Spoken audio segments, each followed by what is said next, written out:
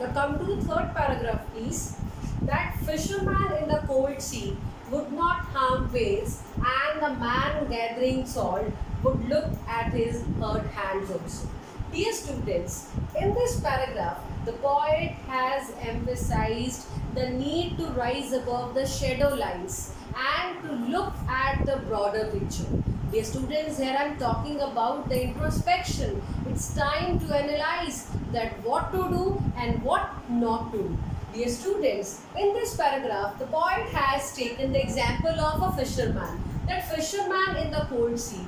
Dear students, in this moment of silence, fisherman, he would get time. He would get time to introspect. And dear students, meanwhile, the whales would be safe. Their life would be safe and they would not be in any danger. Dear students, at the same time, the man gathering salt, the man who gathers the salt, he would get time to have a glimpse of his hands which were badly wounded. So he would get time to look at his hands and to analyze that just because of his greed, in order to earn more and more, he has already hurt himself. Dear students, the first two lines of this paragraph, it is suggestive of the thought. It indicates that man is doing injustice with himself as well as with others also. The first example is of a fisherman. And dear students, what does a fisherman do? A fisherman hurts the whales, hurts the aquatic animals in order to earn, in order to survive. Dear student, the second example, the man who is gathering the salt, he is giving pain to himself. So dear students, the first paragraph tells us about that it's time to rise above the shadow lines.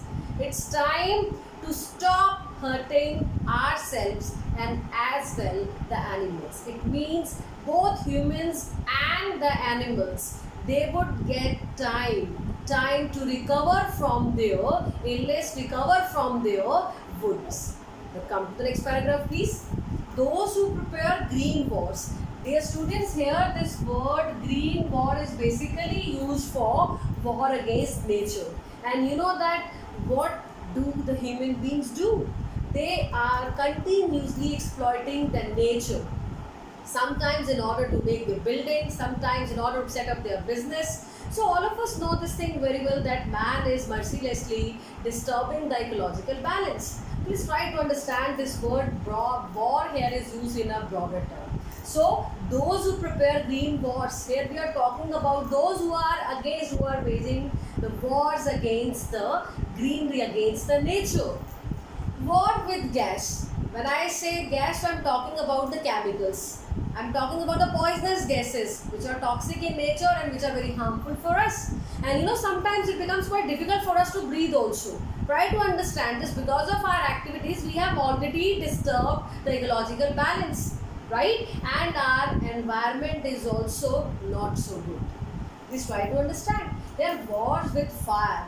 Dear students, you know that war with fire and war with gas, it means man just because of his greed, just because of being self-centered, continuously disturbing the environment and without thinking about the consequences, that what would happen in the future and how he would respond to all these things. Victory with no survivors. Dear students, no doubt that towards the end of this war, human beings will be the winners. You will be the winner. But what's the use of this kind of victory if there would be no one to survive?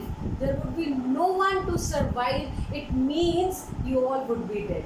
It's understood. Dear students, if today you are disturbing the nature, the day is not so far when the nature will ruin you. It will destroy you. It will kill you. No doubt, because you have started this war, that's why you will be considered the winner. But there is no use of this war because you will not be there to enjoy, to celebrate this moment. So victory with no survivors. Here we have irony also. Then would put on clean clothes. Now it's a request on the part of the poet that put on the clean clothes. And clean clothes, I'm not talking about neat and clean clothes, I'm talking about your positive attitude. I'm talking about clarity in your thoughts also. That is utmost important, that is very, very important here. So put on the clean clothes, it means come forward with a positive attitude, come forward with a broader outlook, right? And there should be clarity in your thoughts also.